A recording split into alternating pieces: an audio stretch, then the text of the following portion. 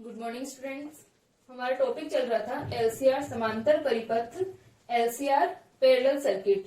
इसके अंदर हमने प्रीवियस लेक्चर में रेजोनेंस फ्रीक्वेंसी को निकाला था, जहां पर हमारे पास में रेजोनेंस फ्रीक्वेंसी आई थी omega R equal to √1/LC minus का R²/L²। और हमने y मिनिमम का मान, जहां पर हमारी y क्या है, एडमिटेंस है। रेजोनेंस फ्रीक्वेंसी पर y जो होती है वो मिनिमम होती है और करंट भी क्या होगी, मिनिमम होगी। तो हमने I0 मिनिमम और y मिनिमम का मान निकाला था और साथ में हमने Z मैक्सिमम का मान निकाला था, यानी हमारी जो रेजोनेंस स्टेट थी उसके ऊपर जो इम्पीडेंस थी उसका मान क्या था, मैक्सिमम था। तो यहाँ तक हमने प्रीवियस लेक्चर में पढ़ लिया था। आज के लेक्चर में हम लोग पढ़ेंगे हाफ पावर पॉइंट्स जो होते हैं हमारे, हम Q पॉइंट को डिफाइन करेंगे।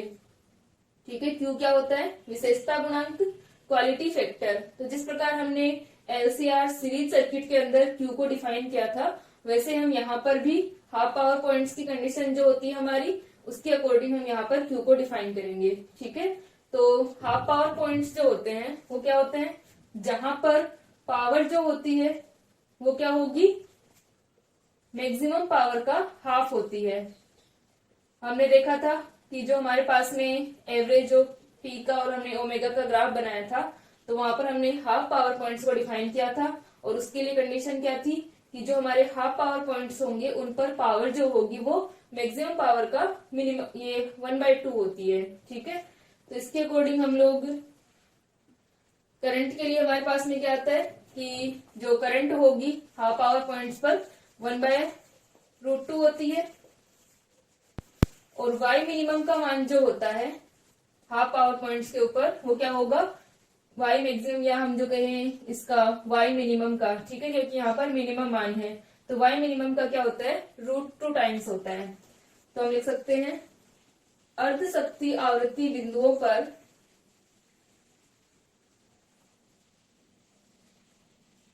अर्ध शक्ति बिंदु हाफ पावर पॉइंट्स, और वहां पर क्या होगी, पावर मैक्सिमम, जो हमारे पास में मैक्सिमम पावर होती है उसका हाफ होती है। तो अर्ध शक्ति बिंदुओं पर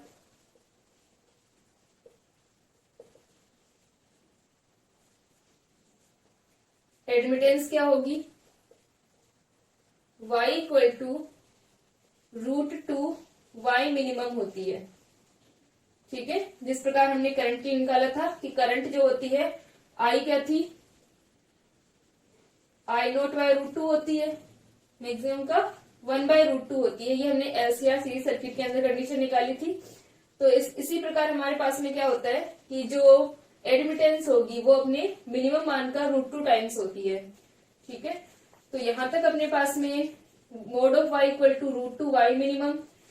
तो एडमिटेंस की हमारे पास में वैल्यू है, मोड ऑफ y का मान है और y मिनिमम का मान है। तो इस कंडीशन के अंदर हम ये वैल्यू पुट कर देंगे। तो मोड ऑफ y का मान है, यहाँ पर जो रेजोनेंस फ्रीक्वेंसी है हमारी, तो रेजोनेंस स्टेट जो होती है वो एलसीआर के सीरीज सर्किट जो था उसके अपोजिट होती है।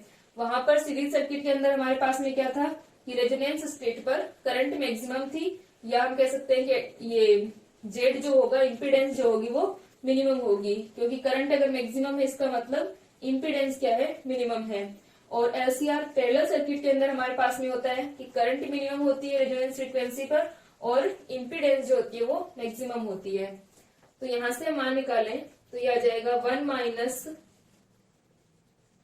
ω²LC का होल स्क्वायर प्लस का ω²C²R² divided by R² plus ω²L² की power half equal to √2 minimum का मान है RC/L।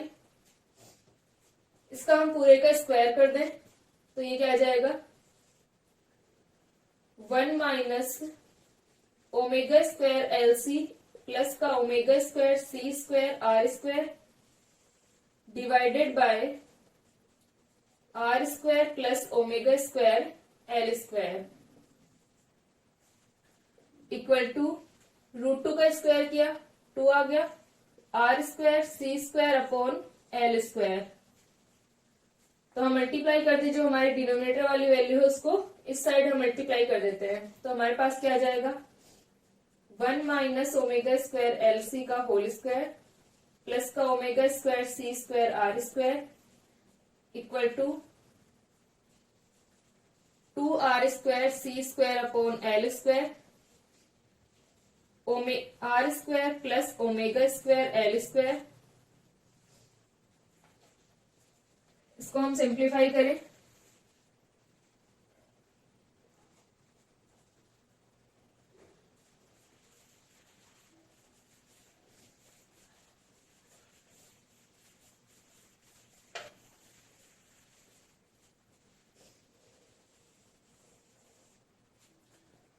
तो ये अपना आ जाएगा 1 माइनस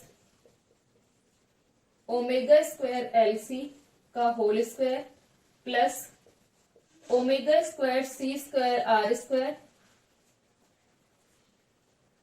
इक्वल टू, इसको हम अंदर मल्टीप्लाई कर दें तो ये क्या हो जाएगा 2r⁴ C square upon L square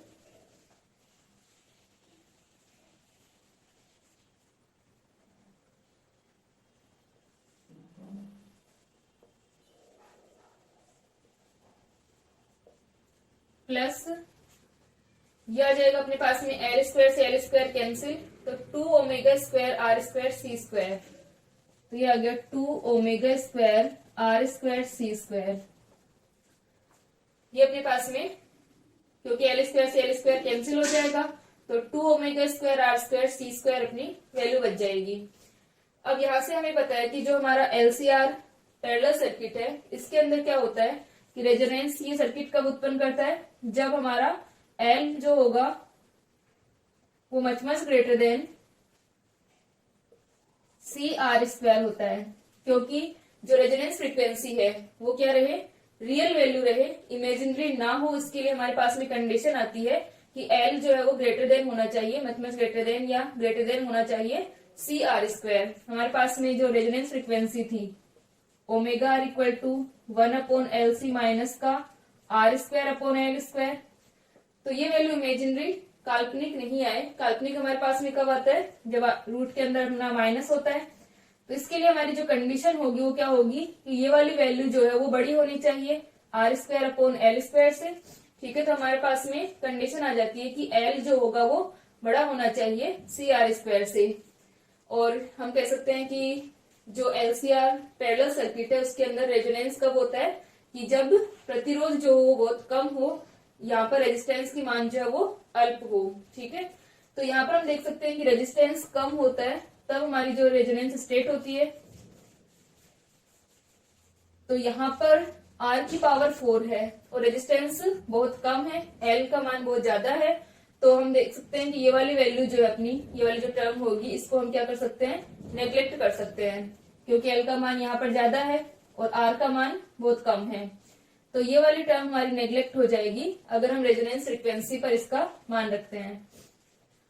तो हम लिख सकते हैं इसको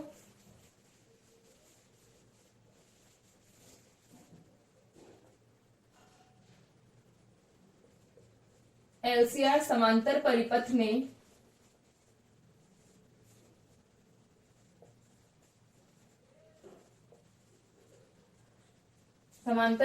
में L is much greater than C R square, अतः r⁴ C square upon L square पद को उपेक्षणीय मान सकते हैं, नेग्लेक्ट कर सकते हैं इसे।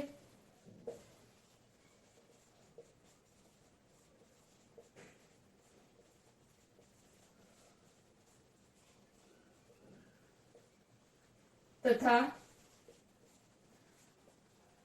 हमारा जो ओमेगा आर है उसका मान भी क्या रह जाएगा 1 अपॉन रूट एल सी।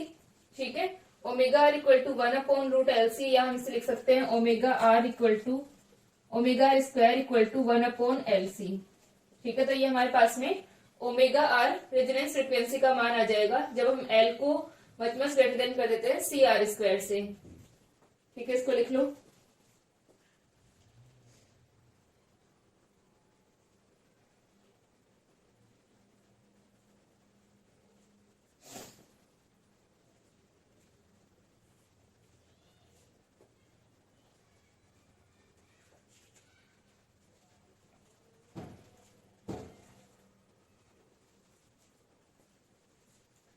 ठीक है, यहां तक हो गया।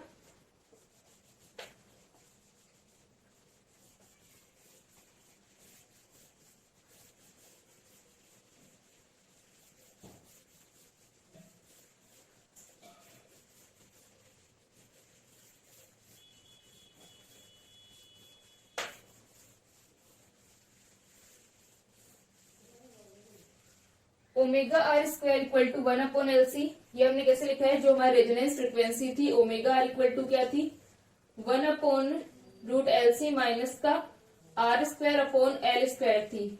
अब हमारे पास में L का मान ज्यादा होगा और R का मान बहुत कम, तो यहाँ पर हम देख सकते हैं कि इस टर्म को हमने क्या कर दिया, नेग्लेक्ट कर दिया। तो ओमेगा आर इक्वल टू हमारे पास में बच गया 1/√1/LC, या हम इसको लिख सकते हैं कि ओमेगा का स्क्वायर जो होगा वो 1/LC हो जाएगा।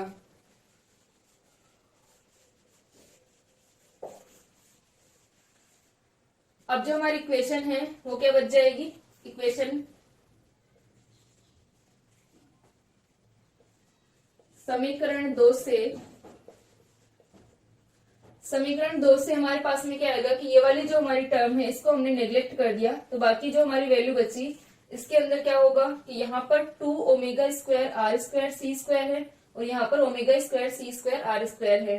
तो अगर हम इसको इस साइड लाएंगे तो एक कैंसिल हो जाएगा, क्योंकि यहाँ पे 2 है और यहाँ पे 1 है, तो माइनस हो जाएगा। तो हम इसको लिख सकते हैं 1 minus omega square L C का whole square equal to 2 omega square R square C square minus का omega square C square R square, तो यह आ जाएगा 1 minus omega square L C का whole square equal to 2 omega, ये 2 में से एक कैंसिल हो गया तो बच गया omega square R square C square. और यहाँ पर हमारे पास में जो एल सी है इसको अगर हम ओमेगा आर की टर्म में रखें, रेजोनेंस फ्रीक्वेंसी की टर्म में, तो यहाँ पर अपने पास में वैल्यू आएगी 1 माइनस ओमेगा स्क्वायर, और ओमेगा आर का स्क्वायर 1/LC है, तो LC क्या हो जाएगा 1/ओमेगा आर स्क्वायर, तो यह जाएगा ओमेगा आर स्क्वायर, क्योंकि यहां से हम लिख सकते हैं कि LC का मान क्या होगा 1/ओमेगा आर स्क्वायर होगा। तो omega square upon omega R square का whole square equal to omega square R square C square. अब यहां से अगर हम स्क्वायर हटाते हैं तो ये क्या आ जाएगा, यहाँ पर सबका स्क्वायर है तो स्क्वायर हट जाएगा और प्लस माइनस हमारे पास में वैल्यू आ जाएंगी। तो हम लिख सकते हैं 1 minus omega square upon omega R square equal to plus minus omega C R, सबके स्क्वायर है तो यहाँ पर स्क्वायर हट जाएगा और ये आ जाएगा plus minus omega C R, ये हमारे पास में या ओमेगा आर सी, ये अपने पास में इक्वेशन आ गई। अब जो हमारे हाफ पावर पॉइंट्स हैं उनको हम डिफाइन कर देते हैं कि हमारे जो हाफ पावर पॉइंट्स होंगे उन पर फ्रीक्वेंसी जो है वो ओमेगा 1 और ओमेगा 2 है। हमारी जो बैंडविड्थ होती है वो क्या होती है, ओमेगा 2 माइनस ओमेगा 1 होती है। तो यहाँ पर हमने डिफाइन कर दिया कि जो हमारा पावर पॉइंट्स हैं, हाफ पावर पॉइंट्स, उन पर ए या बी है, और ए और बी पर एक पर फ्रीक्वेंसी हमने ओमेगा 1 डिफाइन कर दी और एक पर ओमेगा 2 डिफाइन कर दी। तो यहाँ पर हम इक्वेशन में मान रख के निकाल सकते हैं। सेम प्रोसेस होगी जैसे हमने एलसीआर सीरीज सर्किट के अंदर किया था।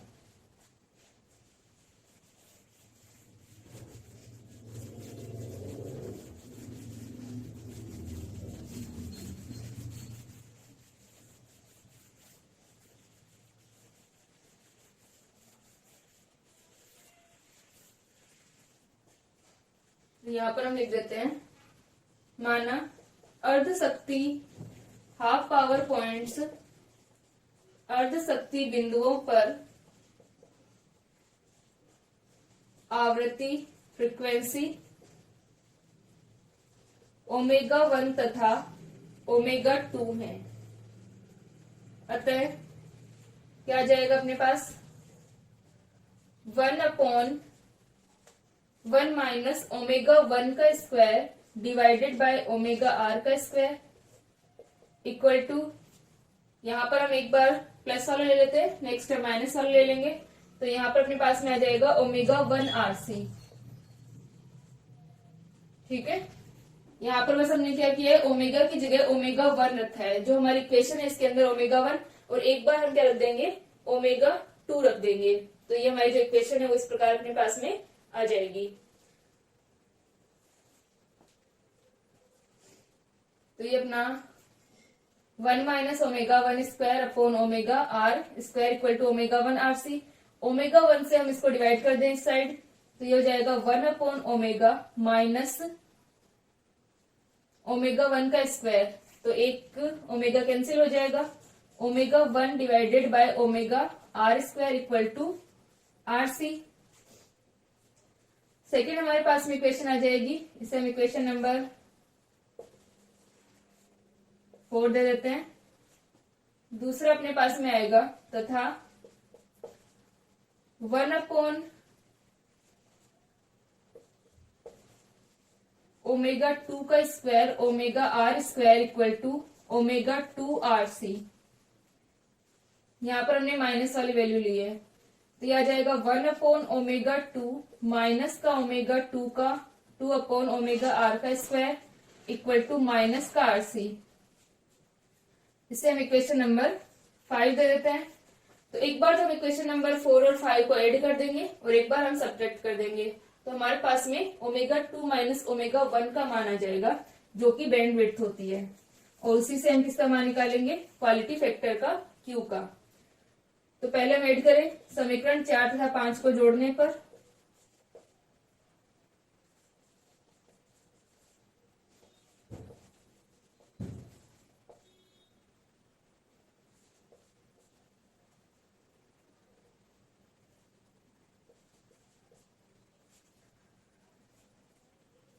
क्या आ जाएगा, 1 अपॉन ओमेगा 1 प्लस का 1 अपॉन ओमेगा 2 माइनस का omega 1 upon omega R square minus का omega 2 upon omega R square. और यहाँ पर हमारा प्लस आर सी और माइनस आर सी, तो ये 0 हो जाएगा।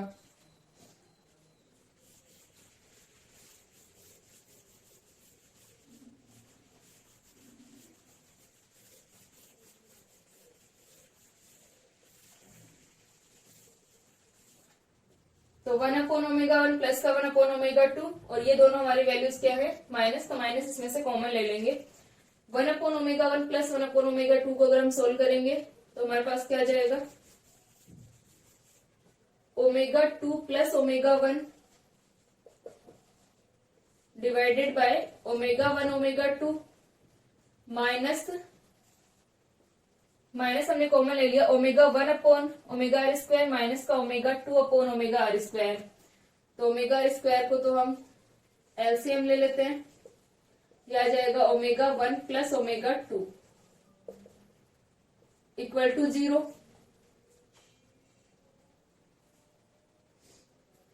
तो omega 1 plus omega 2 divided by omega 1 omega 2 equal to omega 1 plus omega 2 divided by omega R square.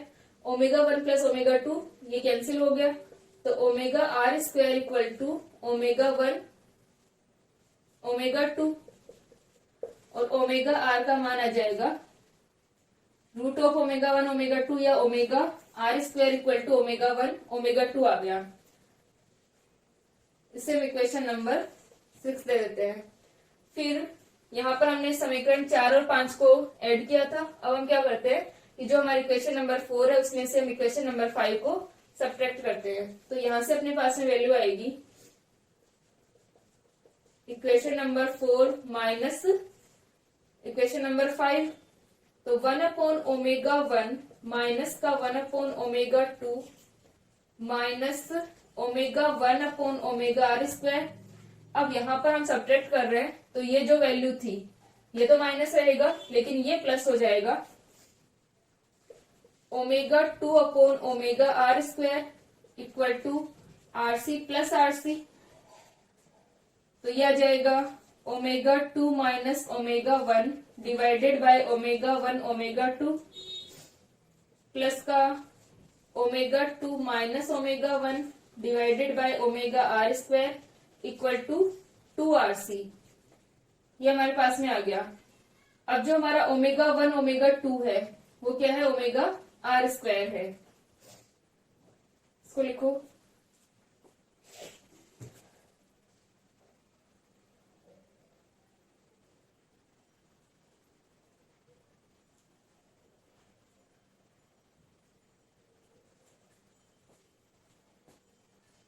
हो गया यहाँ तक।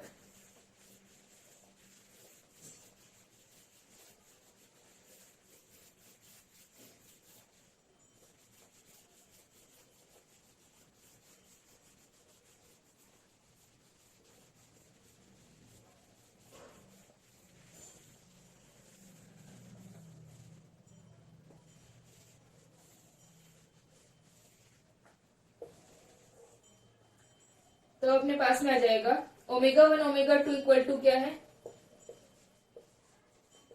ओमेगा आर स्क्वायर है। तो ये बन जाएगा omega 2 minus omega 1 divided by omega R square plus omega 2 minus omega 1 divided by omega R square equal to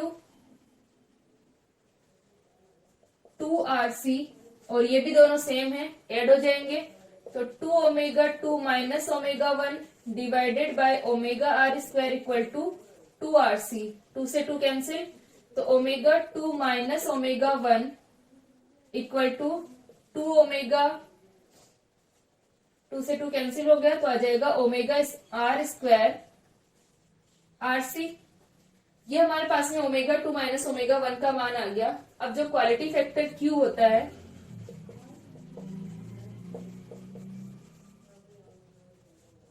quality factor Q, विशेषता गुणांक Q जो होगा,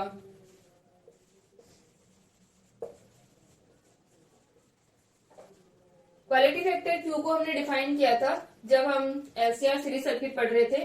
तो वहां पर हमने देखा कि हमारे पास में जो एनर्जी स्टोर होती है, LCR जो हमारा सर्किट होता है उसके अंदर एनर्जी स्टोर या तो किसमें होगी, इंडक्टर में होगी, हाफ LI स्क्वायर मैक्सिमम हमने लिखा था,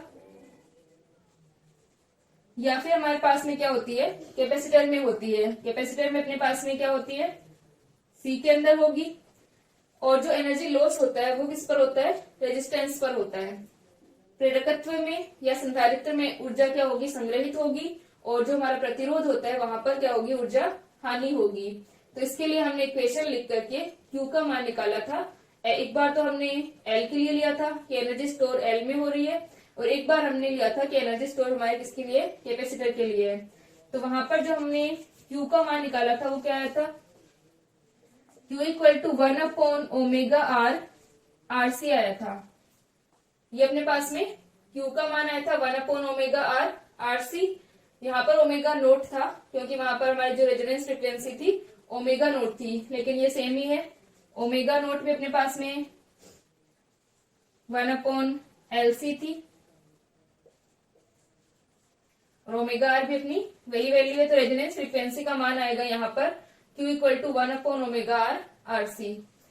अब हम 1 अपॉन RC का मान यहां से रख सकते हैं, तो 1 अपॉन RC यहाँ पर क्या आएगा, 1 अपॉन RC इक्वल टू, इसको हम क्या कर दे, 1 अपॉन कर ले पूरी वैल्यू को, तो ये हो जाएगा, पहले हम इसको लिख सकते हैं कि RC equal to omega 2 minus omega 1 divided by omega R square. तो यहां से अपने पास में omega R square equal to हो जाएगा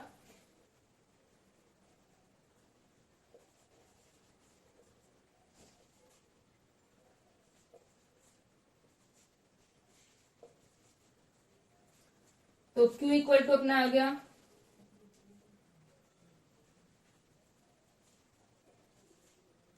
omega R divided by omega 2 minus omega 1। यही होता है अपने पास में Q का मान, omega naught upon omega 2 minus omega 1, जहां पर ओमेगा नोट क्या थी, हमारी रेजोनेंस फ्रीक्वेंसी। तो Q इक्वल टू क्या हो जाएगा, omega R upon omega 2 minus omega 1। तो क्वालिटी फैक्टर को हम इस तरह से निकाल सकते हैं। हाफ पावर पॉइंट जो होंगे हमारे, उसके अंदर हम कंडीशन रख देंगे, और फिर हम किसको निकाल सकते हैं, क्वालिटी फैक्टर को निकाल सकते हैं। तो Q equal to omega R upon omega 2 minus omega 1 होगा। ठीक है, इसको लिख लो, फिर हम लोग करंट एम्प्लीफिकेशन को पढ़ते हैं।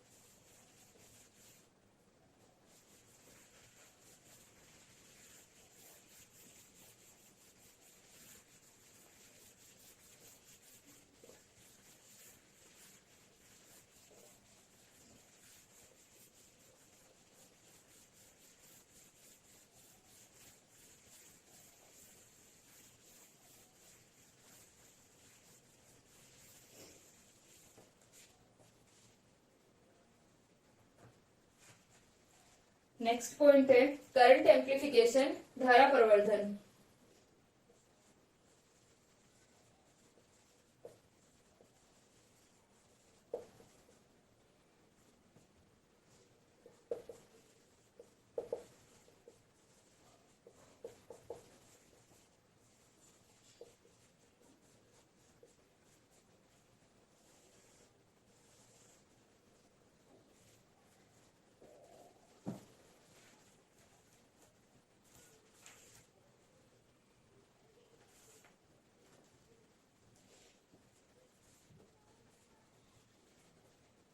तो जो हमारी अनुनादी अवस्था होगी, रेजोनेंस स्टेट होगी, उसके ऊपर करंट का मान क्या होता है, मिनिमम होगा। तो हम लिख सकते हैं अनुनादी अवस्था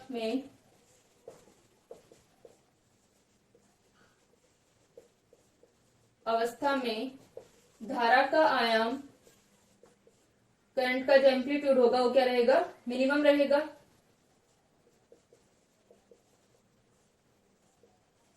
न्यूनतम होता है।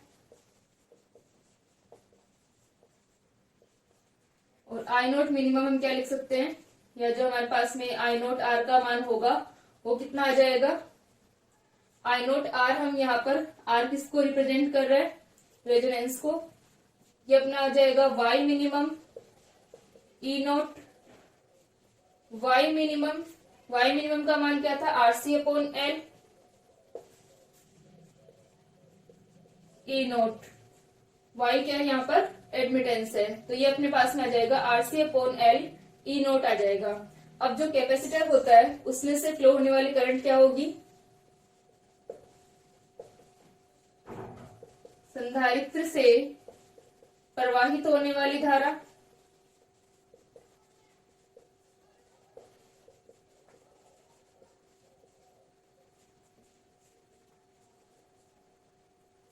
आईसीआर इक्वल टू कितना हो जाएगी अपने पास में, ओमेगा आर। कैपेसिटर की रिएक्टेंस कितनी होती है, प्रतिघात हमारा X equal to omega R C, 1/ओमेगा आर सी होता है। तो यहाँ पर अगर हम करंट के लिए लिखें तो करंट का मान क्या हो जाएगा, ई नोट अपॉन एक्स सी, और एक्स सी का अगर मान रखेंगे 1/ओमेगा आर सी, तो ये ऊपर की साइड चला जाएगा क्योंकि यहाँ पर 1 में है ये। तो इसको हम लिख सकते हैं ICR equal to omega R C E naught. यहां से अपने पास में क्या आ जाएगा, omega R C E naught, और ओमेगा आर का मान क्या था, 1/एल सी। ठीक है, तो यहां से अपने पास में आ जाएगा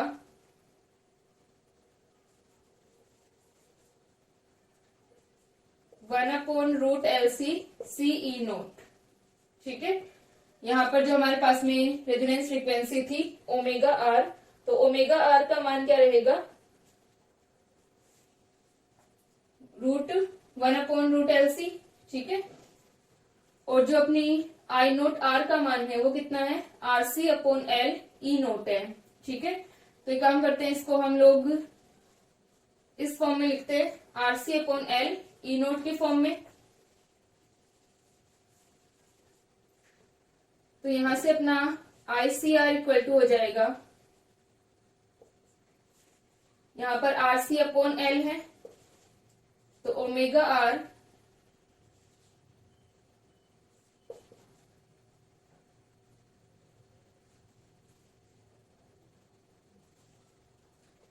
एल से हम लोग मल्टीप्लाई कर दे ऊपर नीचे, और जो अपना सी है, सी को भी हम यहां पर मल्टीप्लाई कर देते हैं। यहाँ पर अपने पास में एक सी ऑलरेडी था। ठीक है, तो सी से मल्टीप्लाई की जरूरत नहीं है यहाँ पे।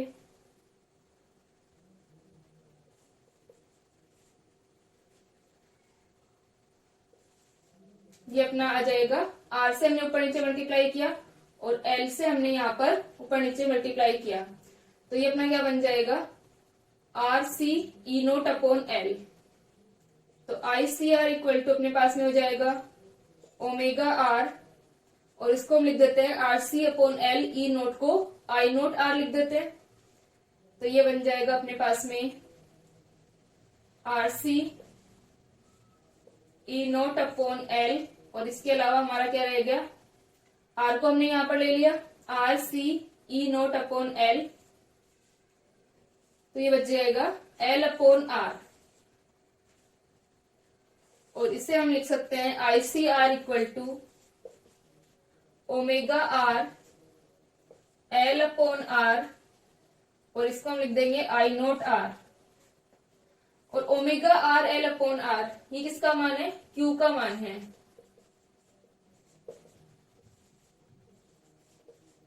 जहां पर क्यू इक्वल टू क्या है, omega R L upon R. ये जो हमने क्यू के मान लिखे हैं यहाँ पर, एक बार हमने पहले लिखा था वो कैपेसिटर की टर्म में लिखा था, यहाँ पर हमने इंडक्टर की टर्म में लिखा है। तो ये जो दोनों मान हमने लिखे हैं वो हमने जब प्रीवियस लेक्चर में सोल्व किया था, एनर्जी स्टोर वाली और एनर्जी लॉस, जो क्यू का फॉर्मूला होता है Q equal to 2 pi into यहाँ पर energy store upon energy loss जो हम यहाँ पर निकालते हैं, वहां पर दोनों वैल्यूज हमने निकाली थी, वहां से लिया है। तो Q equal to omega R L upon R, तो आईसीआर का मान कितना आ गया, क्यू आई नोट आर आ गया। यानी यहाँ पर जो कैपेसिटर में से फ्लो होने वाली करंट होगी वो क्या होगी, इस कुल धारा का टोटल जो हमारी करंट है उसका क्यू टाइम्स होगी, ठीक है। और हम एक तरीके से कह सकते हैं कि जो हमारा क्यू होगा वो यहाँ पर कैपेसिटर में फ्लो होने वाली करंट डिवाइडेड बाय क्या हो जाएगा, आई नोट आर हो जाएगा, ठीक है। तो इसके लिए हम थ्योरी लिख सकते हैं, अतः अनुनादी अवस्था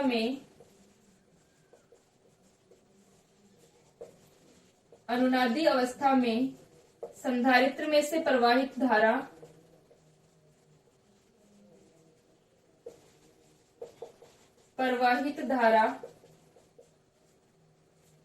का मान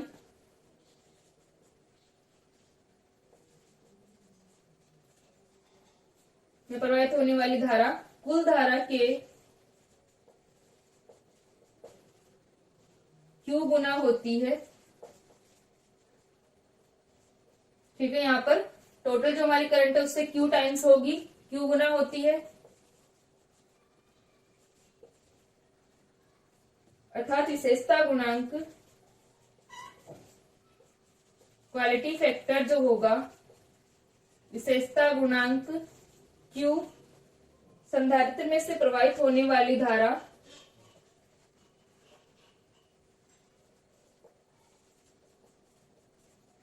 संधारित्र में से प्रवाहित होने वाली धारा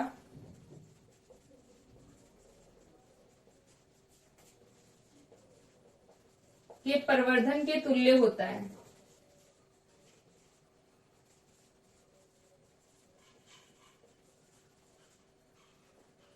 तो जो क्यू फैक्टर होगा वो क्या हो जाएगा, जो कैपेसिटर में करंट थी उसका जो एम्प्लीफिकेशन हुआ है उसके इक्विवेलेंट होगा क्यू का मान, और जो अपना करंट एम्प्लीफिकेशन कितना होगा, टोटल करंट का ये कितना होगी, क्यू टाइम्स होगी, ठीक है। इसको लिखो,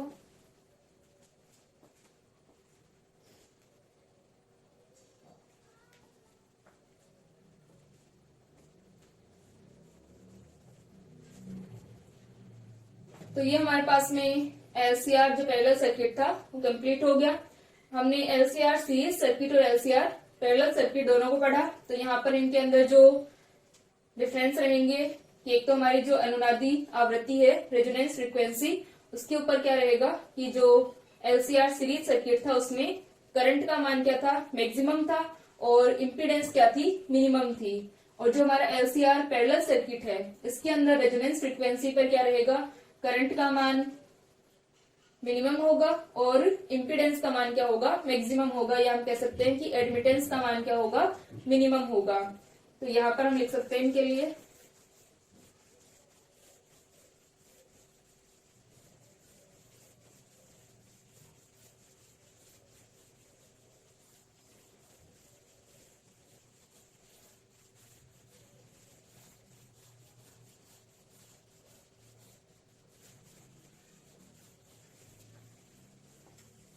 अगर हम एलसीआर सीरीज और पैरेलल को डिफाइन करें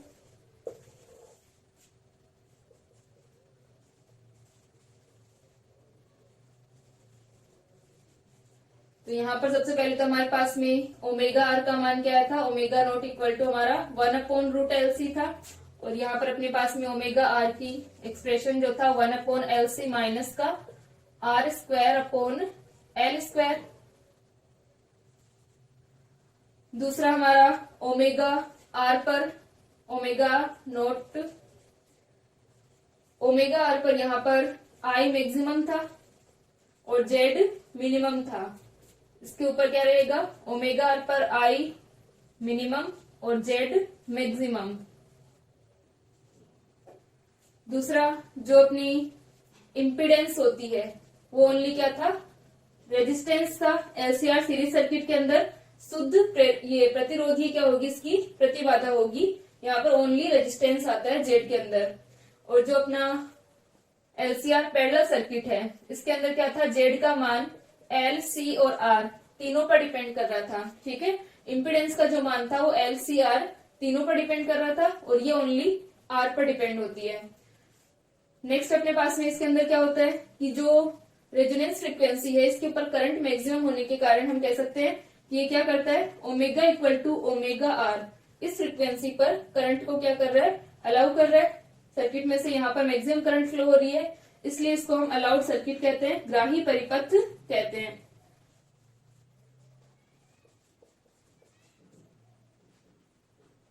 एक्सेप्टर या ग्राही परिपथ हम इसको कहते हैं। और ये omega equal to omega R resonance frequency पर करंट का मान मिनिमम होता है, यानी एक तरीके से इस फ्रीक्वेंसी को क्या करता है, रिजेक्ट करता है। जब हमारी फ्रीक्वेंसी जो है वो ओमेगा आर की इक्वल हो जाएगी तो ये फ्रीक्वेंसी को रिजेक्ट करता है, इसलिए इस सर्किट को हम क्या कहते हैं, रिजेक्टर सर्किट। इसे हम रिजेक्टर सर्किट कहेंगे।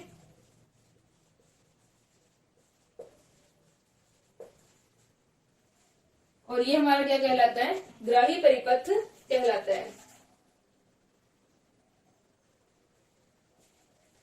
ठीक है, अस्वीकारी